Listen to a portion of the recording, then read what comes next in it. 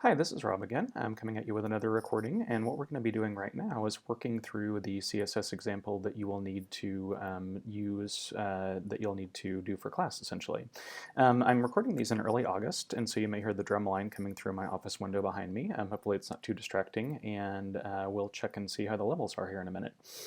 So I'm going to go ahead and start this from scratch. What I've got currently is the CSS example files on my desktop, and I'm going to open those by just taking that whole folder and dragging it into Atom. That way what that does for me is it lets me open up the entire folder and then see all the different pages that are in here. And what you'll see is, again, if you watch the videos about reading CSS, which I do recommend that you do, is that I've got a index.html file, a style.css file, which is empty, and then I have my finished HTML file and finished CSS file that you can see are in here. So if you get confused about anything, you can go back and refer to these as you go along. So let's talk through this HTML page for just a quick minute, and what I'll also do is I'm going to go ahead and open it up in Firefox.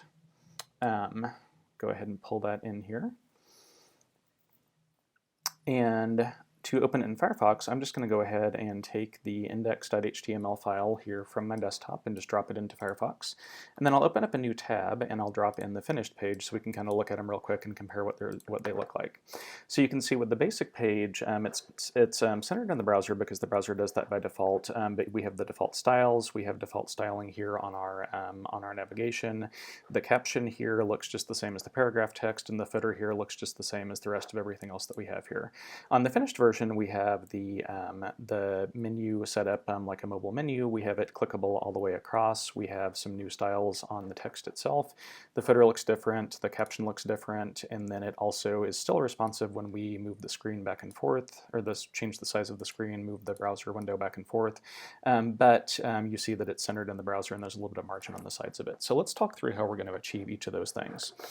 Back here in the HTML page, what you're going to notice is that we have the style sheet linked in the head of the page here. So under the title, the meta declarations that we have here, we have the link to the style sheet, and we tell it that it's a style sheet, it's a type of text CSS, and the href is to style.css because that's the name of the style sheet over here, and it's at the same level as the rest of the stuff in this folder.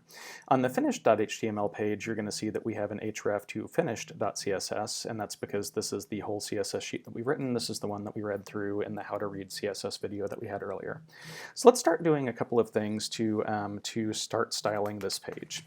First thing that I want to do is I want to go ahead and demonstrate how one of these tag selectors works. So I'm going to write a P for the paragraph tag, and then I'll go ahead and put in a couple of angle brackets, hit return, and I'll put in my code in between here.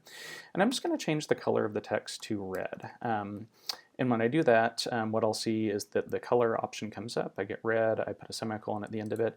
I'm going to save my work here, and I also do this often by hitting Command S. So as I'm going through and saving things, you may not see me actually using the file menu because that's quite a bit quicker to do that. But once I've made that change and I've saved the change, then I can go back into Firefox, and I'm going to reload the page, my index.html page, and see what's changed. And so you can see what's changed is that now all the paragraph text is red. Usually when I'm teaching this live in class, I will ask students why they think that this is red and this is not, or this is not.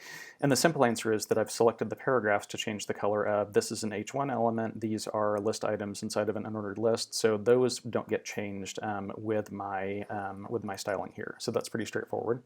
I'm going to go back and actually comment this out. And using the command and the slash key, I can actually have a keyboard shortcut for that in Atom, or you can also just type in the slash asterisk slash if you want to do that. Let's actually go ahead and write a selector that's going to change the paragraph color to what I want in the final here. And what I'll do is I'll write color, and I'm going to use the hashtag 666666, which is kind of a grayish color for the paragraph. I'll save that, go back and refresh, and now the paragraph color changes to a light gray, which is what I want for the final version of this.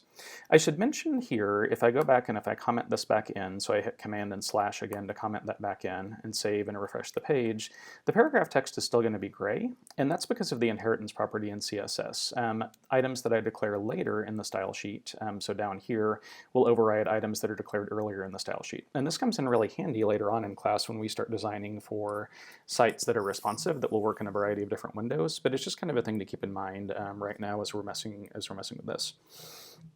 Now I can add another style within this selector, and what I'm going to do is I'm going to use the font family choice here, and you can see in Atom this will auto suggest things for you as you go along here. And it has some values that are default for font family. What I'm going to do is I'm going to write a font stack. If you recall from the Reading CSS video, this allows me to select multiple possible fonts for the browser to use. So I'm going to select Helvetica, Arial, which is the equivalent of Helvetica on PCs or systems that run Windows. And then we'll also put in sans serif. So the browser will be able to choose between Helvetica, Arial, and sans serif pretty easily. So we'll save and we'll refresh the page, and now we see that the text has changed into Helvetica because I'm doing this on my Mac. And then let's go ahead and write in a style for our H1. And we're going to give it a font family. Font stack again is what this is called, so we'll use the font family selector.